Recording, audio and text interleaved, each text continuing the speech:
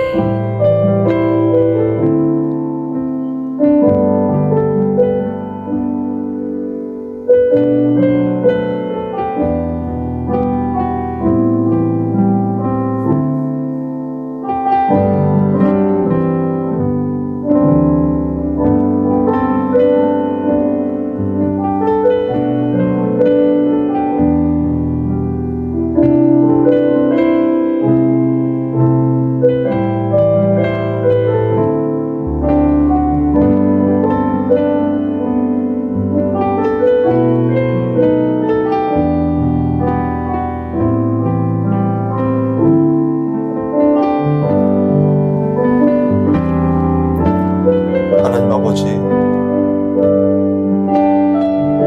이 시간 주님의 보좌 앞으로 나아가기를 원합니다. 우리의 힘이 아니라 오직 예수님의 보혈로 나아가기를 원하오니 성령께서 함께하여 주시고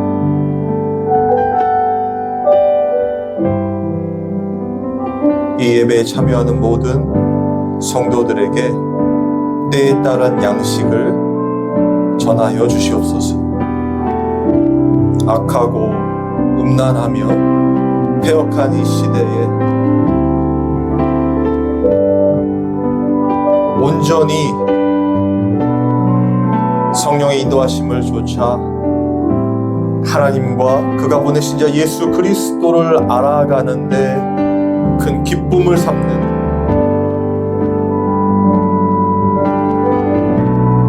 그 놀라운 사랑의 은혜를 깨닫고 누리게 하여 주시옵소서. 하나님, 모든 걸 주님께 맡깁니다. 저희와 함께 하여 주시옵소서. 이 땅에서 무엇을 기쁨으로 삼고 만족하며 살 수 있겠습니까? 오직 우리의 이름이 하늘의 그 생명책에 기록된 것으로 기뻐하며 주님을 날로 더 알아가며 믿어지고 또 닮아가는 그 은혜, 그것으로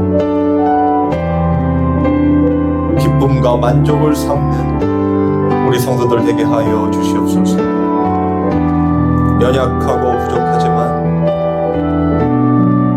오늘도 이렇게 주님 앞에 나와 예배 드리기를 원하오니 주님께서 임재하여 주시옵소서.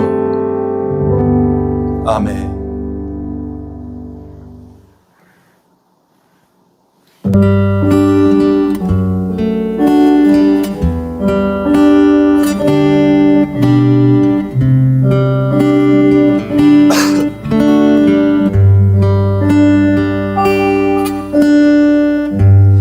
약한데 감내시네 나의 보배가 되신 주 나의 모든 것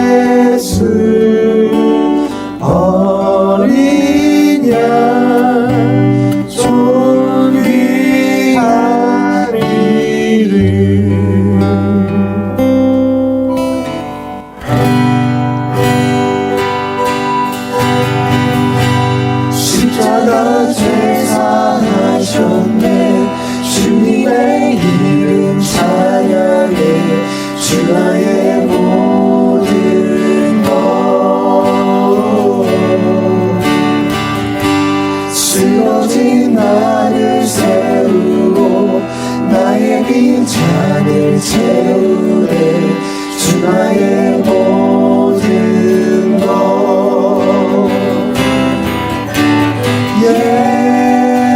예수 어린 양 존귀한 이름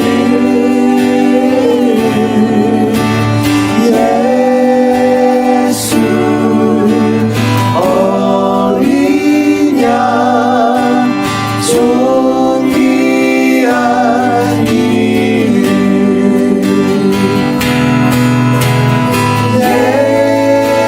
예수 어린 양 존귀한 이름 예수 어린 양 존귀한 이름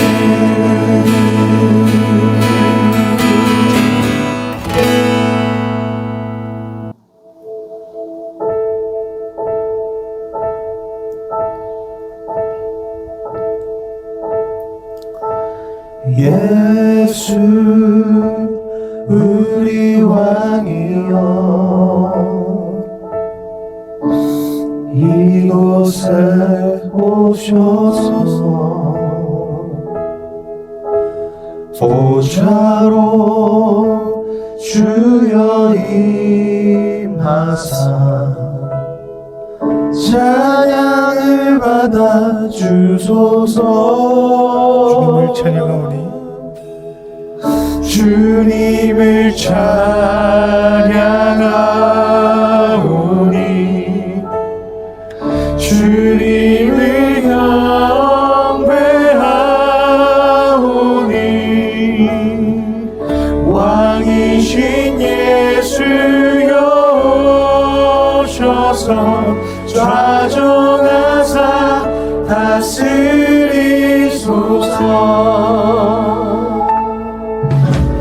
예수 우리 왕이여 이곳에 오소서. 이곳에 오소서 보좌로 주여 임하사 찬양을 받아 주소서 주님을 찬양하오니 주님을 찬양하오니 주님을 경배하오니 왕이신 예수여 오셔서 좌정하사 다스리소서 예수 우리 왕이여 예수 우리 왕이여 이곳에 오소서. 이곳에 오소서 보좌로 주여 임하사 찬양을 받아 주소서 주님을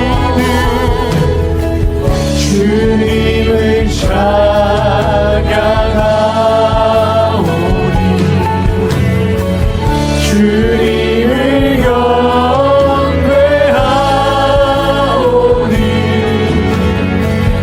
왕이신 예수여 오셔서 좌정하사 다스리소서 예배를 위해 기도하겠습니다. 하나님 이 시간 함께하여 주시옵소서. 주님의 말씀 많이 선포되고 기도하여 주시옵소서. 수많은 거짓되며 왜곡된 정보와 또한 거짓 복음들이 너무나 많은 시기에 온전히 주님께서만 말씀하시며 또한 당신의 택한 백성들에게만 허락된 천국의 비밀을 이 시간 말씀하여 주시옵소서. 들을 수 있는 귀를 열어주시고 온전히 주님만 예배하는 시간 되게 하여 주시옵소서. 감사를 드리며 예수님의 이름으로 기도합니다. 아멘. 하나님의 말씀 보겠습니다.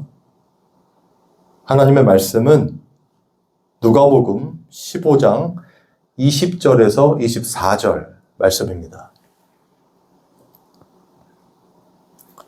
누가복음 15장 20절에서 24절 제가 읽겠습니다.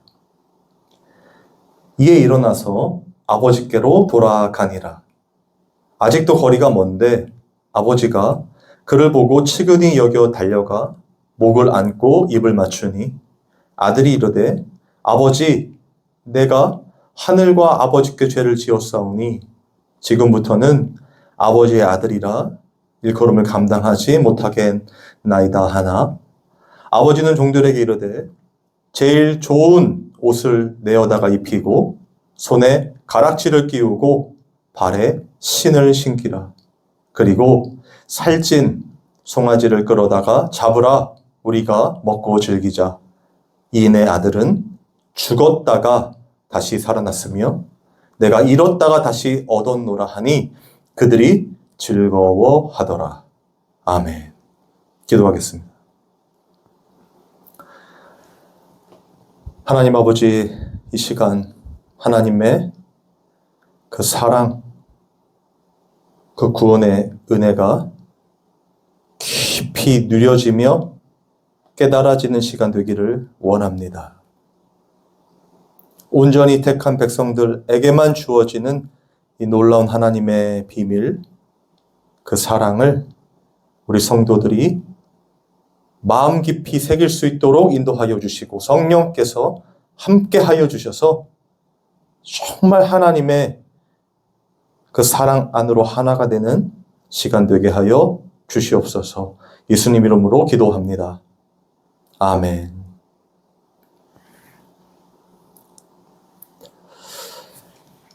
예수님의 비유, 오늘은 네 번째 시간입니다. 이 누가복음 15장에 기록된 이 예수님의 세 가지 비유를 가지고 이제 본격적으로 하나님의 은혜를 나누고자 하는데요. 저는 오늘 본문만 사실 읽어도 벌써 설교가 끝났다 이렇게 생각이 들어요. 여러분 제가 한 번만 다시 읽어볼게요. 한번 이 본문에 담겨있는 이 하나님의 사랑을 한번 느껴보시기 바랍니다.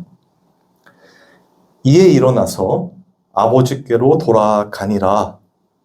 아직도 거리가 먼데 아버지가 그를 보고 측은히 여겨 달려가 목을 안고 입을 맞추니 아들이 이르되 아버지 내가 하늘과 아버지께 죄를 지었사오니 지금부터는 아버지의 아들이라 일컬음을 감당하지 못하겠나이다 하나 아버지는 종들에게 이르되 제일 좋은 옷을 내어다가 입히고 손에 가락지를 끼우고 발에 신을 신기라.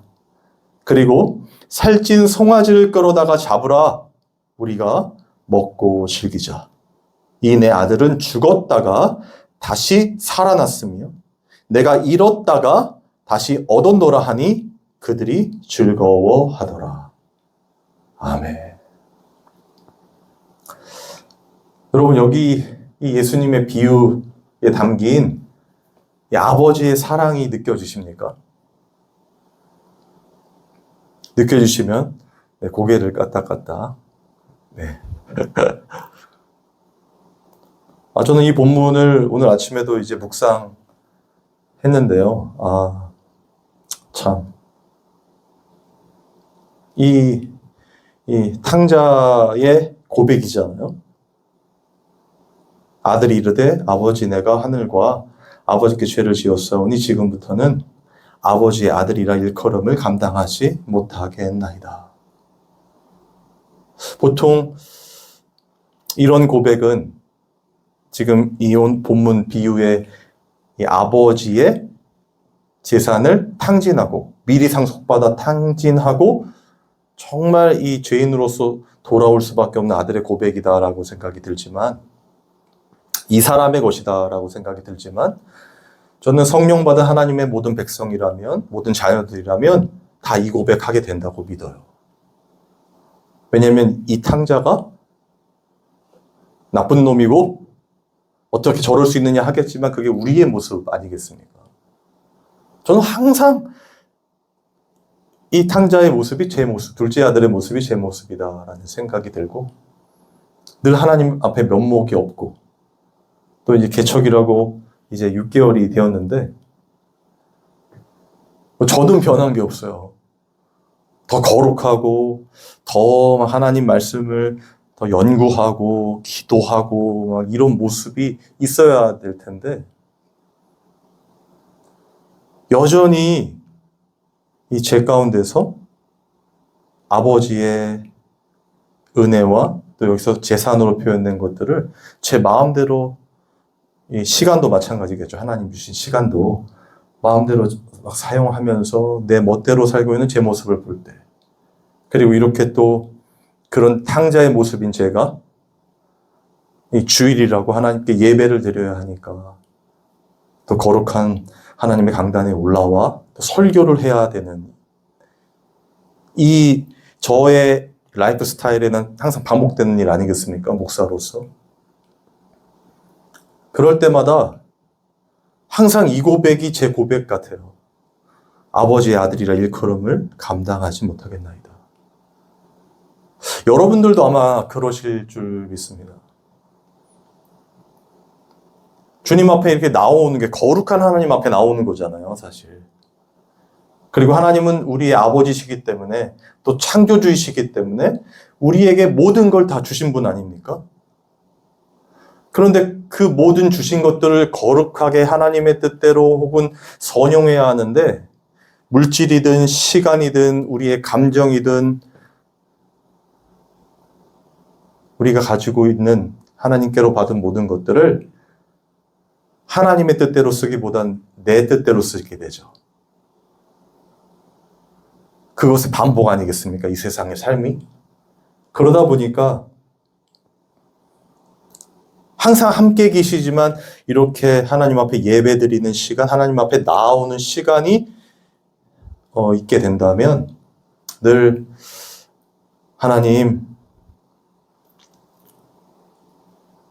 하나님과 또 아버지께 죄를 지었사오니 지금부터는 아버지의 아들이라 일컬음을 감당하지 못하겠나이다. 사실 저는 예배가 바로 이 고백이라고 생각을 하거든요. 우리는 나올 수 없는데 빛이신 하나님 앞에 어둠은 나올 수가 없잖아요. 빛이 비치면 어둠은 사라지는 거니까. 그런데도 이렇게 하나님 앞에 면목 없이 나와서 또 하나님이 자녀라고 해주시고 또 거룩한 하나님 앞에 이렇게 예배드리며 하나님의 은혜만을 구하는 이 심령이 가난한 자의 모습. 저는 이걸 예배라고 생각을 하거든요. 그런데 아버지는 뭐라고 하시냐면 제일 좋은 옷을 내어다가 입히고 손에 가락지를 끼우고 발에 신을 신기라.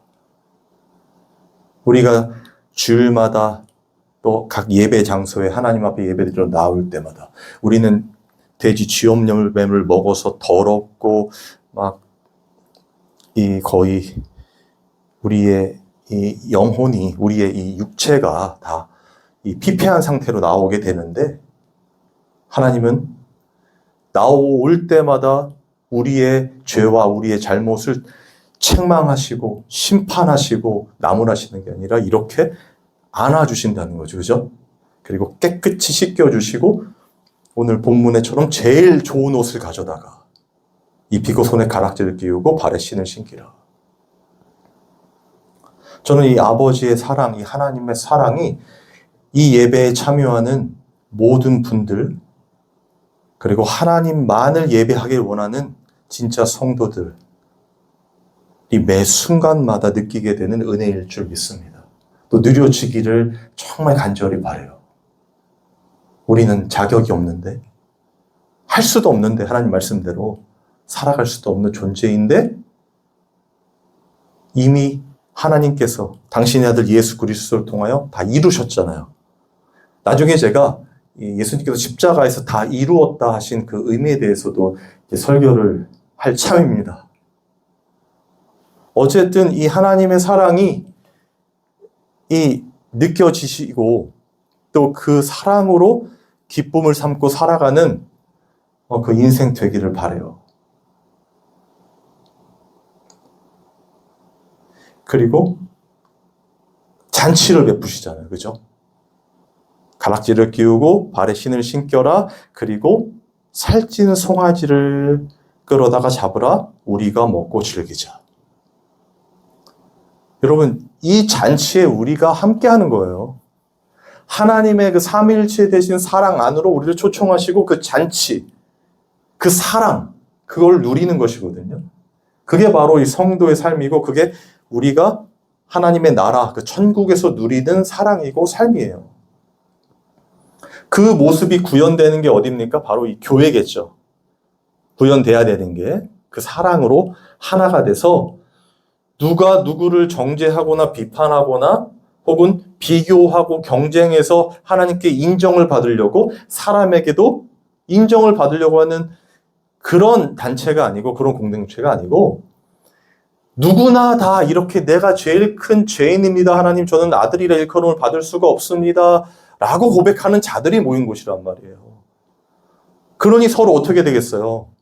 비교하고 경쟁하면서 내가 이만큼 했으니까 너는 나보다 아래고 나는 성경을 또 기도를 이만큼 하고 전도를 더 많이 했으니까 나는 이 윗단계에 있고 이런 게 아니란 말이에요.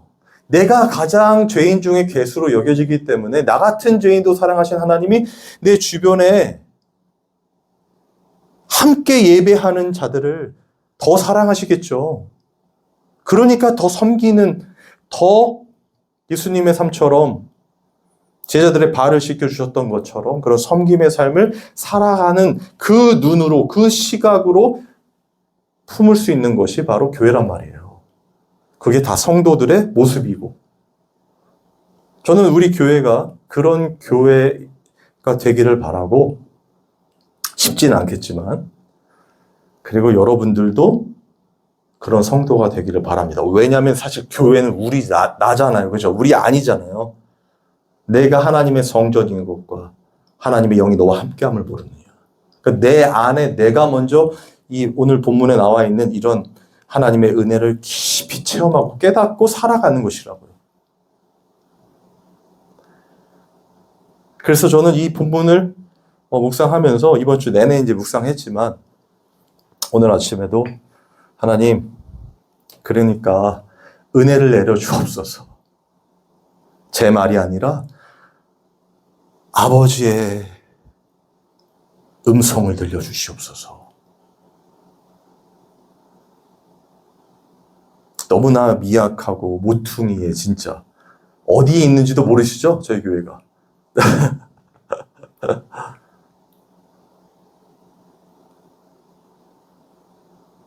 그런데 이 하나님께서 예수님을 예비하기 위하여 세례 요한을 보냈잖아요. 기억하십니까? 그래서 세례 요한이 어떻게 예수님을 예비했습니까? 어떻게 하나님의 말씀을 선포하고 어디서 선포했습니까? 광야에서 선포했단 말이에요. 아무도 없는 광야에서. 그래서 저희 이 유튜브 채널 제목이요. 종소리 TV인 거예요. 광야에 외치는 소리가 세례 요한이었잖아요. 그래서 저는 종교인을 전도하는 소리, 그러니까 광야에 외치는 그 소리처럼 정말 하나님을 알기를 원하고 또 하나님의 택한 자들, 귀 있는 자들에게 하나님께서 이 시대에 또 때에 따른 양식을 전하는 그 소리를 전하는 채널 혹은 우리 말씀의 교회가 되기를 바라는 마음에 지은 이름이거든요. 사실 이 종소리 TV 하니까 왠지 이 불교스럽기도 하고 또 제 아내는 이단스럽다고 하기도 하는데 네, 그런 의미가 이제 담겨 있습니다. 아무쪼록 계속해서 하나하나 급하지 않게 이 하나님의 말씀 주시는 은혜들을 전하려고 하는데 또 저희 이 말씀 또 저희 교회 또 우리 채널을 통해서 물론 온라인 교회로서도 역할을 감당하고 있는 거거든요. 그래서 마음속으로도 이 저희 교회를 후원해 주시고 또 헌금도 해 주시고 하시는 분들께 정말 진심으로 감사를 드리고 그런 모든 것들이 하나로 이렇게 하나님을 향하는 길이 되었으면 좋겠습니다. 오늘 본문을 근거로 예수님의 비유 그 네 번째 시간인데요. 제가 지난주에 이 오늘의 본문을 예수님께서 두 번 언급했던 이 회개의 관점에서 설명을 드렸어요. 기억하십니까? 그러니까 첫 번째 누가복음 15장의 내용은 이 잃어버린 양의 비유였어요. 그리고 두 번째는 잃어버린 드라크마의 비유였고, 그리고 세 번째가 오늘 본문이 담긴 잃어버린 아들의 비유죠. 그런데 저는 이 제목을 이렇게 한번 바꿔봤어요. 탕자의 비유, 잃어버린 양의 비유, 드라크마의 비유. 그러면 주인공이 마치 양이고 드라크마고 아들 같잖아요. 맞죠? 그런데 저는 이렇게 한번 바꿔봤습니다. 첫 번째 양의 비유는 잃어버린 양을 찾아 기뻐하는 목자의 비유. 그리고 두 번째는 잃어버린 드라크마를 찾아 기뻐하는 주인의 비유, 여인의 비유.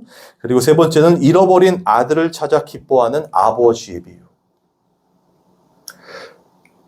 제 나름대로는 이 제목이 더 정확하지 않나.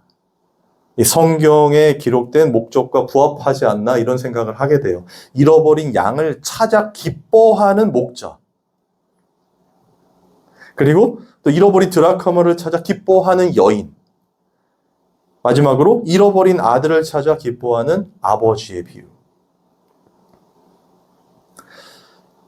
그런데 여기서 이 잃어버린이라는 단어, 이게 오늘 중요합니다. 오늘은 여기에 초점이 맞춰져 있거든요. 잃어버리는 다 들어가잖아요. 또 들어가는 게 있어요. 뭡니까? 기뻐하는 사람, 목자, 그리고 주인, 아버지. 사실 회개도 우리가 물론 하나님 잘못했습니다 하는 스스로 돌이켜서 하나님께로 나아가는 것이 회개라고 알고 있고 또 그것도 회개 맞지만 그건 부분이라고 제가 말씀드렸어요. 진짜 회개는 뭐냐? 하나님이 찾으시는 것, 하나님이 일하시는 것을 회개라고 한단 말이에요. 기억하시죠? 그러니까 양의 비유에서도 어떻게 되었습니까? 잃어버린 양 그 한 마리를 찾아서 어떻게 해요? 주인이 목자가 어깨에 메고 돌아오죠. 그런데 그거를 천국에서는 회개하는 자, 이렇게 회개하는 자가 99명의 의인보다 어때요? 더 기뻐하리라 하늘나라에서 이렇게 표현하잖아요. 그러니까 주체가 하나님이시라는 거예요. 이해되십니까? 그 사람이라는 거예요. 잃어버렸다가 그 어떤 양이든 드라크마든 아들이든 찾아서 기뻐하는 것을 회개라고 한단 말이에요. 그러면 이 회개의 과정의 시작과 끝을 다 누가 주관하고 있어요? 하나님이 주관하고 있다는 의미가 되죠. 하나님께서 하시지 않으면 회개는 없어요, 여러분. 그건 그냥 고해성사라고 말씀드렸잖아요. 그냥 죄를 뉘우친 거지 그것으로는 회개라고 하지 않는단 말입니다. 성경에 죄를 뉘우치고도 지옥 간 자가 있잖아요. 원래 그렇게 태어나서 예수님을 배반할 수밖에 없었던 자. 그래서 예수님도 안타까워했던 그 사람 누굽니까? 예수님의 제자 유다잖아요. 가룟 유다. 회개했습니까? 안 했습니까? 우리가 생각하는 죄의 뉘우침이 있었잖아요. 그 사람이 자결해서 지옥 간 게 아니라 죄를 뉘우쳤어도 하나님께서 주관하시는 그 구원의 역사, 일하심에 들어가지 못했기 때문에 그게 회개가 아닌 거예요, 여러분. 자살했다고 지옥 가는 거 아닙니다. 요즘에는 너무나 많잖아요. 정신병으로, 우울증으로.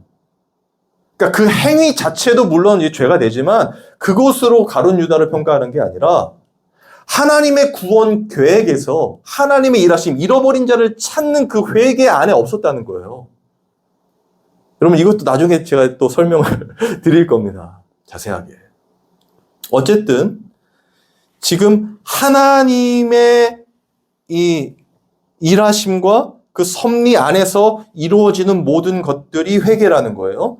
다시 표현하면 구원이라는 거죠, 그게. 그리고 그걸 듣는 자들이 누구였습니까? 귀 있는 자들이었잖아요.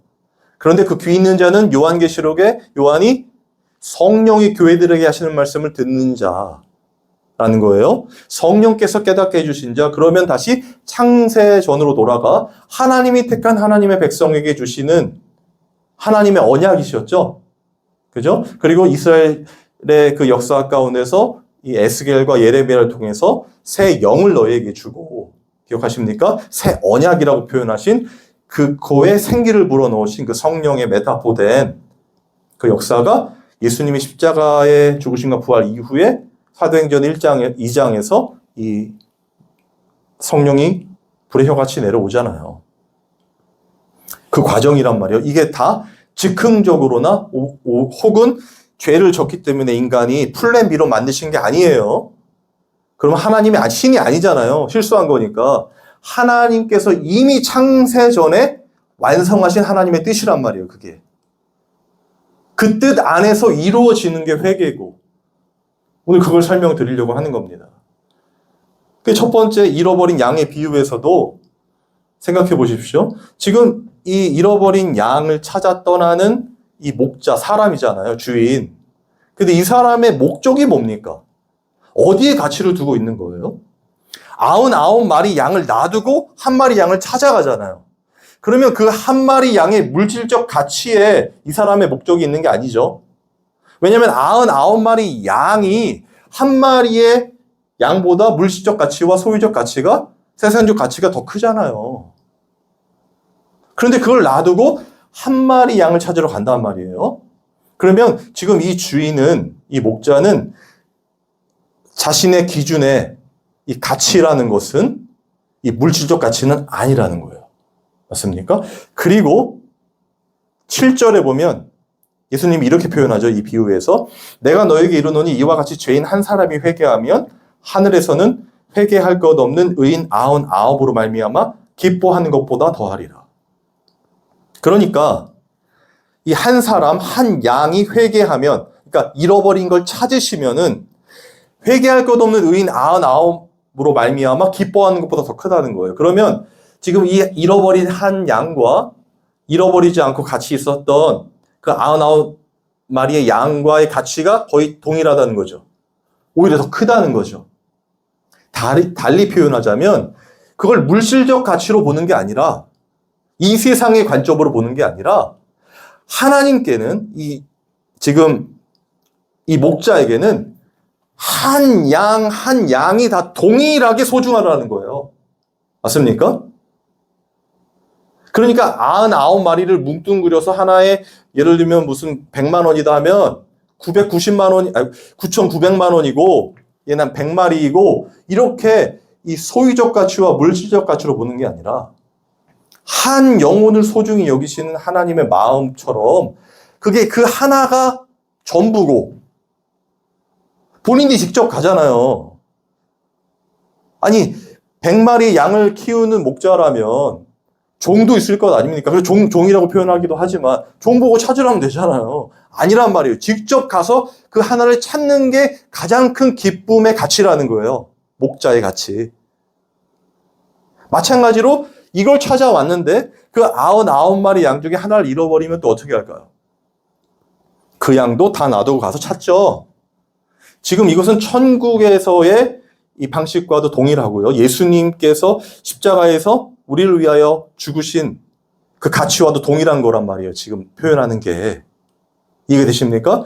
그러니까 지금 이 목자는 잃어버린 양을 찾고 그것으로 가치를 삼고 기쁘단 말이에요. 그걸 기쁘면 어떻게 하죠?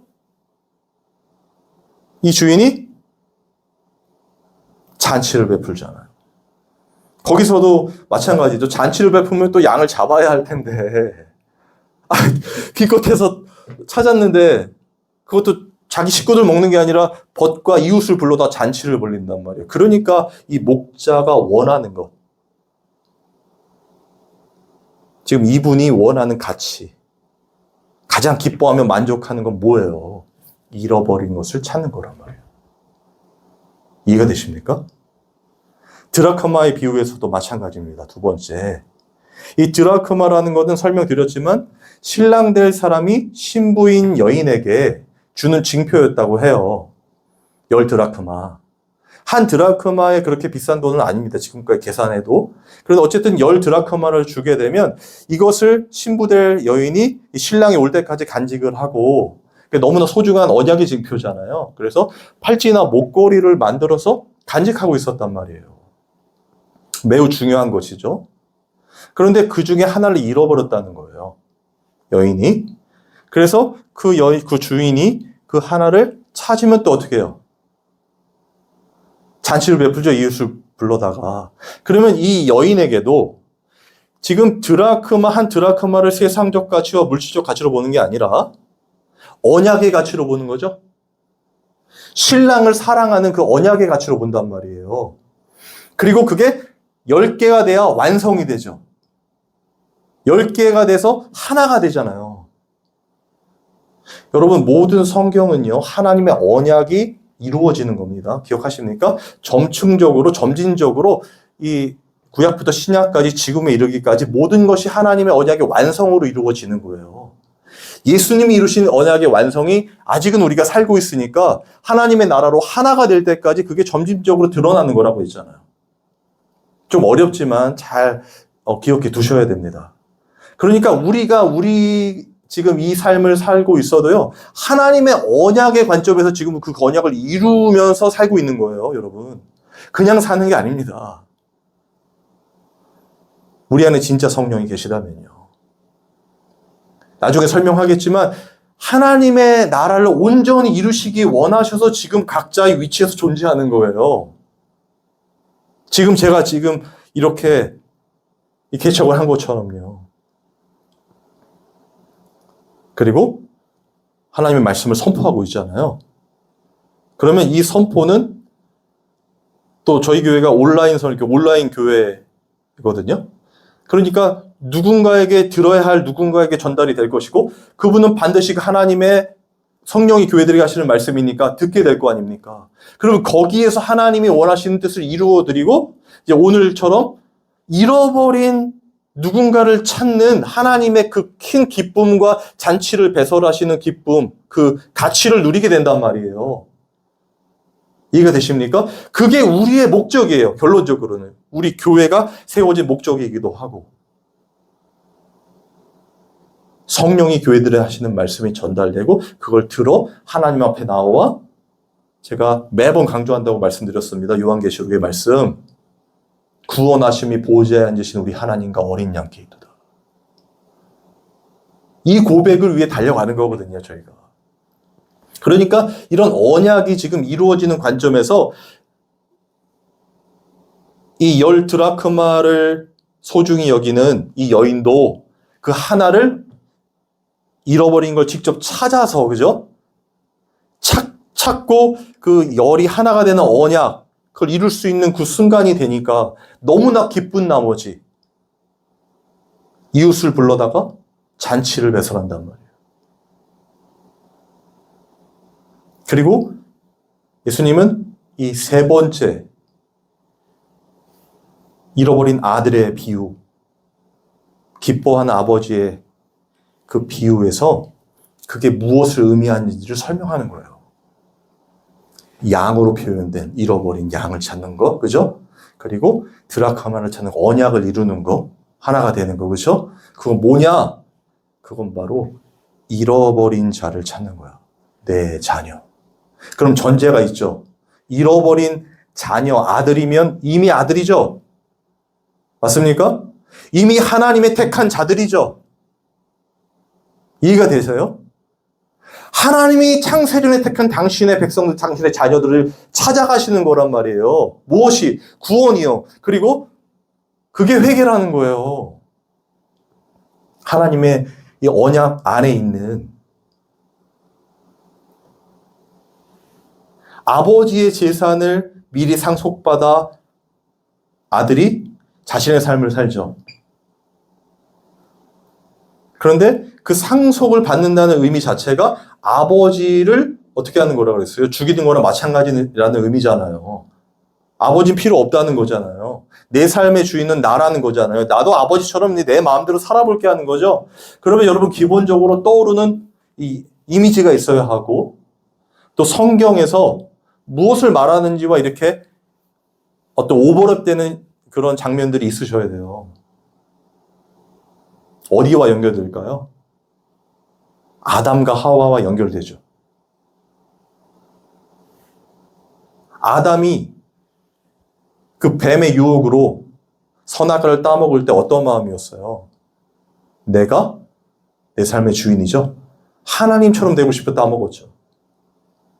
아버지의 재산, 그걸 상속받아서 나도 아버지가 주인이 아니라 아버지처럼 아버지가 존재하는 건 내 삶에 내가 내 삶의 주인으로 살아가기 위해서 그걸 한 행위잖아요. 아버지를 죽이는 행위란 말이에요.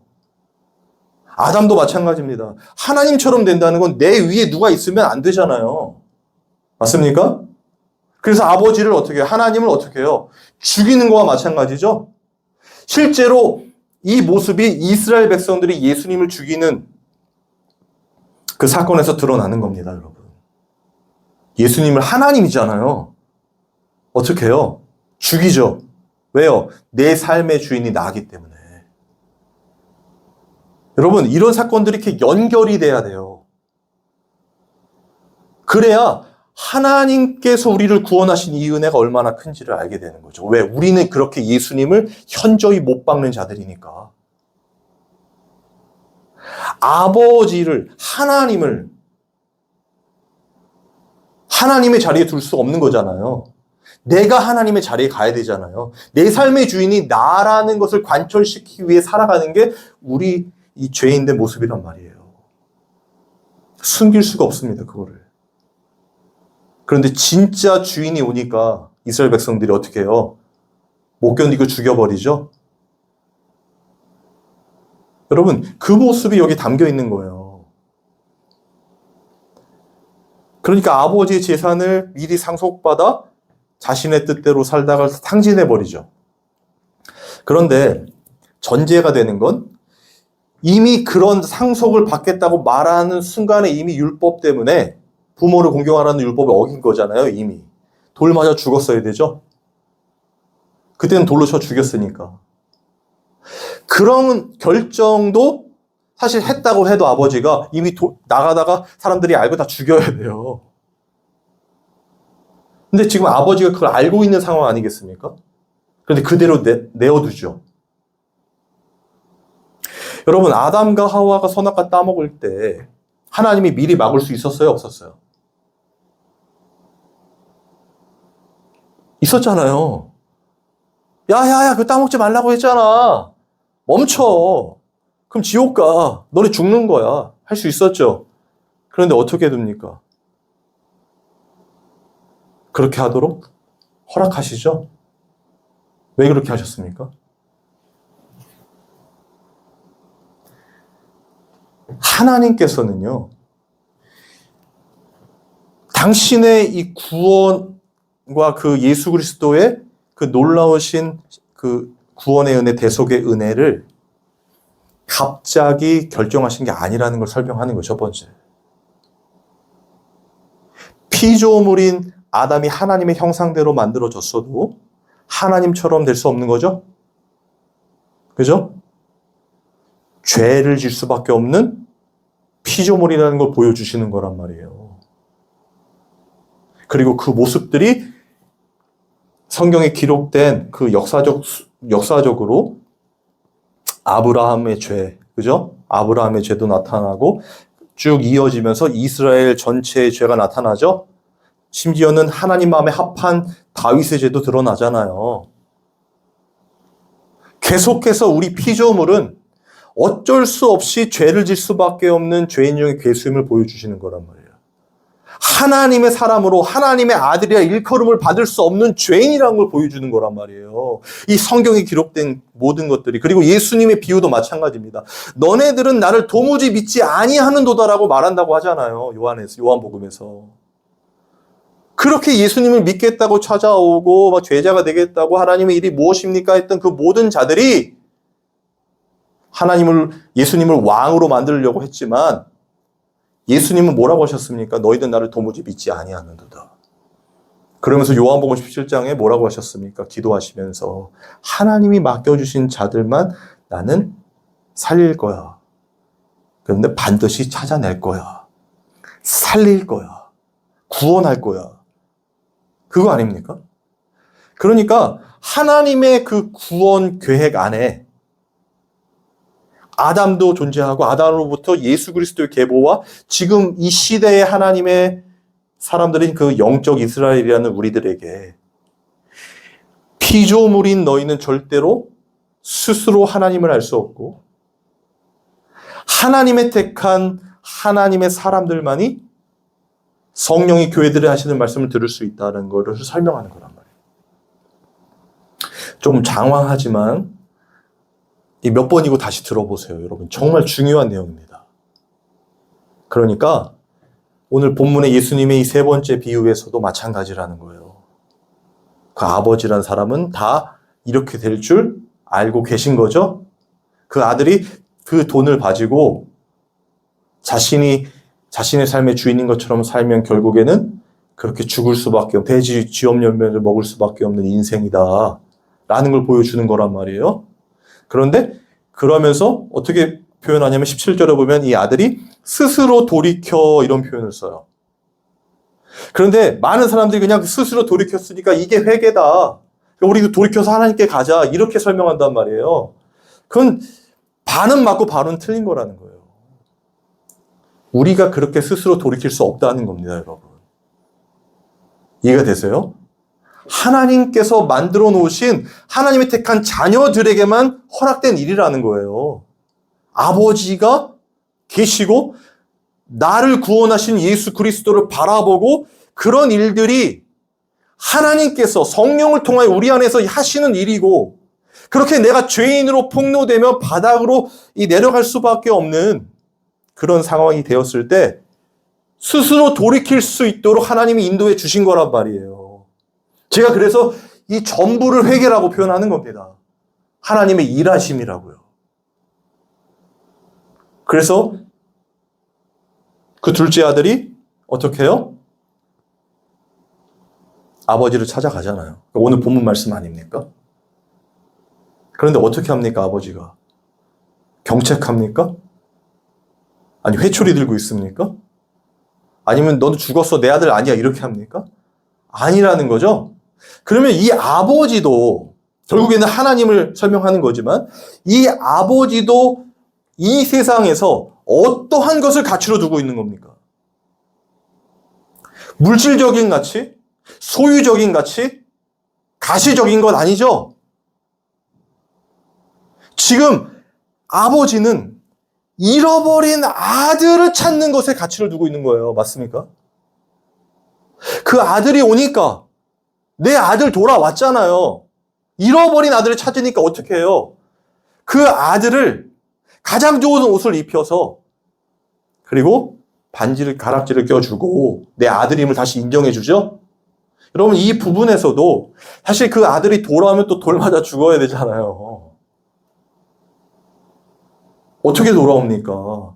아버지를 죽인 거와 같은 의미의 짓을 저질렀는데 그런데 아버지가 아들로 인정해버리잖아요. 그 순간에 어떻게 돼요? 아들이 돼버리잖아요. 아버지가 용서해버리는 거잖아요. 아들을 보호하는 거죠. 그러니까 모든 하나님의 뜻 가운데서 하나님의 택한 백성들은 이렇게 하나님이 늘 함께하고 임마누엘하고 계시다는 걸, 보호하고 계시다는 걸 표현하는 겁니다. 기다리고 계시고 함께 하고 계셨던 거예요. 그 돼지 쥐염룡배를 먹을 때에도. 우리의 인생에도 마찬가지입니다, 여러분. 우리가 하나님의 뜻대로 살지 못하고 혹은 죄 가운데 더 깊이 절망 가운데 자꾸 하나님을 등지고 살고 있을지라도요. 하나님은 멀리 계셔서 그것을 안타까워하시는 게 아니라 함께 계신 거란 말이에요, 그게. 그리고 그 어느 순간에 정말 하나님이 정하신 그 언약의 때에 스스로 돌이켜 하나님을 바라보게 만드신단 말이에요. 마치 이스라엘 백성들이 이집트에서 400년간 노예로 지낼 것을 아브라함에게 말씀하신 것처럼, 그리고 내가 다시 돌이켜 내 백성이 되게 하신다고 아브라함과 약속하셨죠? 그게 몇 대에 걸쳐서 이루어진 아닙니까? 한참 지난 시간 이후에. 그런데 어떻게 돼요? 그 400년간 노예 생활하는 걸 다시 모세를 통해서 적과 꿀이는 가나안 땅으로 인도하시는 언약을 이루시죠. 그런데 거기에 그 출애굽기에 뭐라고 표현했느냐면 하나님이 그들의 부르짖음을 들으시고 이렇게 표현한단 말이에요. 여러분, 오늘 내용은 정말 중요합니다. 이건 진짜 모르겠습니다. 진짜 중요해요. 정말요. 하나님이 하신 거란 말이에요. 지금 이 아들의 비유에서도 마찬가지예요. 지금 아버지는요, 이미 다 알고 계신 거라고요. 그리고 당신의 아들, 그 잃어버린 아들을 찾으니까 어떻게 해요? 이웃을 불러다가 송아지를 잡죠? 잔치를 베푼다고요. 여러분, 이게 진짜 하나님의 사랑이라는 거예요. 복음이라는 거예요, 이게. 우리는 아닌데, 할 수가 없는 자인데, 그렇게 아버지를 죽이고, 예수님을 현저히 못 받고, 이런 게 우리란 말이에요. 내 삶의 주인이 나기 때문에. 그런데 이런 우리를, 하나님은 당신의 아들을 십자가에 죽이시면서까지 사랑하시며, 그 구원의 은혜가 무엇인지를 깨닫게 해주시고, 성령이 교회들에게 하시는 말씀을 들리게 하셔서 스스로 돌이켜, 그러니까 하나님을 다시 바라보고 하나님께로 나아오게 만드신단 말이에요. 그리고 제가 처음에 뭐라고 했습니까? 그 하나님께로 나아오는 그 예배의 자리에 올 때마다 이 탕자, 이 둘째 아들의 고백을 우리가 할 수밖에 없는 거잖아요. 아버지의 아들로 칭함을 받을 수가 없습니다. 하나님, 우리는 죄인입니다. 이럴 수밖에 없다는 거잖아요. 그런데 어떻게 하신다는 거예요, 하나님은? 제일 좋은 옷을 입히고, 그리고 어떻게 해요? 반지를 끼우고 잔치를 베풀고 기뻐하신다는 거예요. 하나님이요. 하나님의 이 가치의 기준은 거기 있는 거예요. 잃어버린 아들을 찾아서 기뻐하는 거. 잔치를 베푸는 거. 큰 교회를 만들고 사람들 많이 모아다가 무슨 전도 집회를 하고 이런 게 아니라, 물론 중요하지만, 한 영혼, 하나님이 잃어버린 그 한 영혼, 하나님의 택한 그 영혼이 돌아오는 것, 하나님이 그를 찾을 때 그 기쁨이 하나님의 가치라는 거예요. 천국의 기쁨이고. 그래서 오늘 본문에도 보면은 이 누가복음 15장에 천국의 사자들이 기뻐하고 천국에서 더 기뻐하리라. 그럼 결론입니다.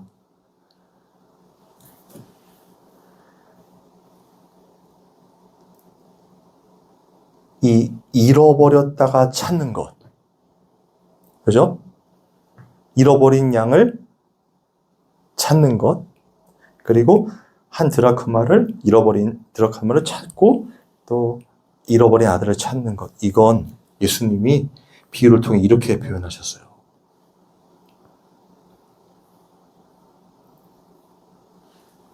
24절에 보면요.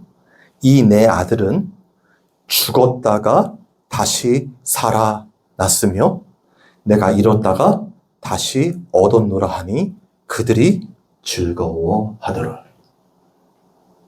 여러분, 잃어버렸다는 건 결국 어떤 겁니까? 죽은 겁니다. 아담과 하와가 선악과를 따먹고 어떻게 돼요? 죽은 겁니다. 단절을 경험하게 되는 거죠. 그러니까 단순히 잃어버렸다가 찾는 개념이 아니라 지금 하나님은 그 죽었던 아들을 살리는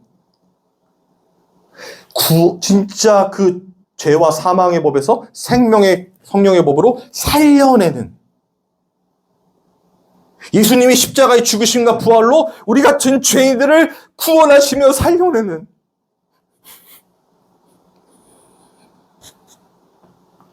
그 십자가를 설명하는 거란 말이에요.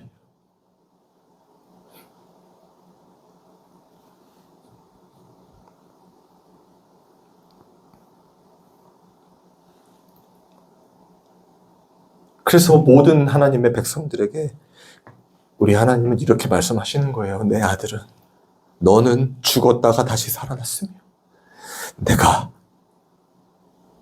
잃었다가 다시 얻었노라. 여러분, 이 말씀이 오늘 이 예배를 참여한 모든 분들의 귓가에 들리기를 바랍니다. 성령이 지금도 교회들에게 하시는 말씀이에요. 우리 하나님은 다른 걸로 영광받고 기뻐하고 이런 분이 아니라 잃어버린 아들을 찾으면 죽었다가 살아난 그 아들 때문에 기뻐하는 거예요. 죽었다가 살아난 첫 열배 첫 번째 아들 누굽니까? 예수 그리스도잖아요. 우리가 그 예수님 안에서 죽었다가 살아 나는 이 놀라운 구원의 은혜. 여러분, 이 은혜가 여러분의 인생에 정말 절절히 느껴지기를 바랍니다. 이게 예수님이 비유로 말씀하신 이유이며 이 누가복음 15장에 담긴 하나님의 사랑이고 뜻이에요. 이런 은혜가 정말 여러분의 삶에 넘쳐 흐르기를 주님의 이름으로 소망합니다. 우리 찬양하고 기도하겠습니다.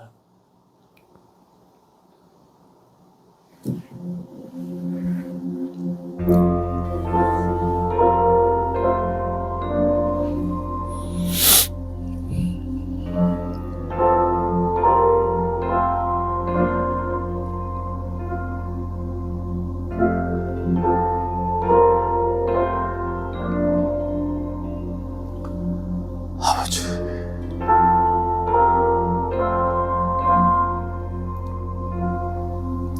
주의 보좌로 나갈 때에 어떻게 나가야 할까?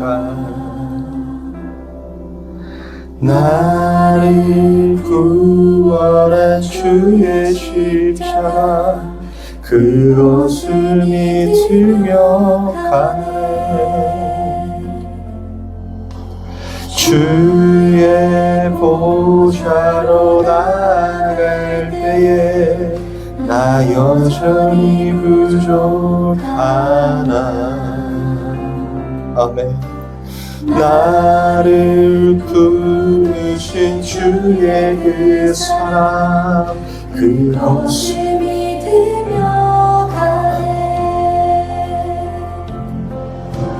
자격 없는 내 힘이 아닌 오직 예수님의 보혈로 자격 없는 내 힘이 아닌 오직 예수님의 보혈로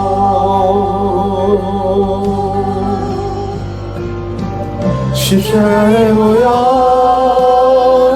완전하신 사랑 힘입어 나갑니다. 십자가의 보혈 완전하신 사랑 힘입어 예배합니다. 아멘. 우리 다 같이 기도하겠습니다.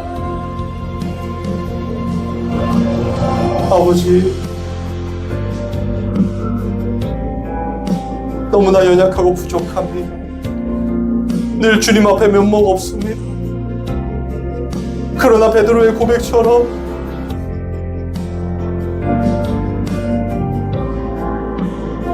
늘 면목 없지만 내가 주를 사랑하는 줄 주께서 아십니다 고백할 수밖에 없습니다. 하나님의 이 놀라운 은혜와 사랑, 나 같은 죄인을 구원하시며 늘 동행하여 주시고 스스로 돌이켜 아버지를 바라보게 하시는 이 놀라운 은혜 가운데 아버지 하나님, 그 사랑을 더 깊이 알아가는 우리 성도들 되게 하여 주시옵소서.